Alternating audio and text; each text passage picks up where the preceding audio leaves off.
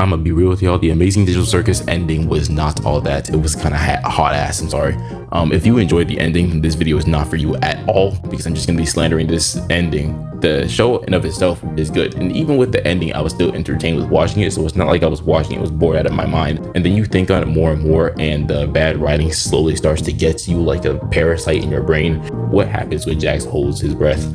We don't know what abstraction truly is, because we had to assume that. We don't know why Kane was able to come back when Kane is cold and he was deleted. We don't know a lot of different things about this show, to the point we have to go to Tumblr to find the answers. That is not okay, because this is a show that I watch. I'm not trying to read a light novel.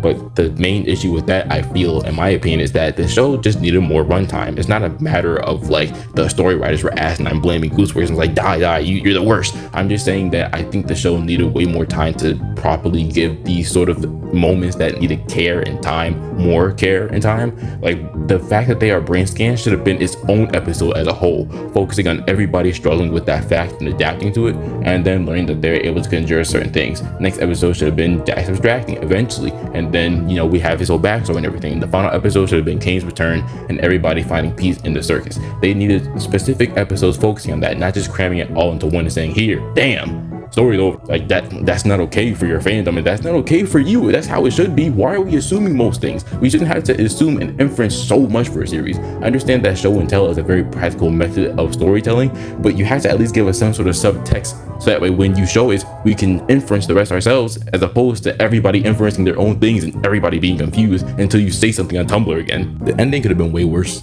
I've seen a lot of content that is that bad, like the Flash movie. We don't talk about that. This movie was not that bad. This movie was still entertaining to some degree, at the very least. It's just kind of disappointing to see what it could have been and what it's not, but it's fine. Another indie show with an ass ending, I guess. I guess we're going back to Hell of a Boss and Hazbin Hotel. But let me know what you guys think about the ending. If you guys liked it, if you guys disliked it, whatever you may think, and maybe some inferences or some facts that I might have missed that might make the ending a bit better for me, do let me know. Thank you guys for watching, and see y'all next time.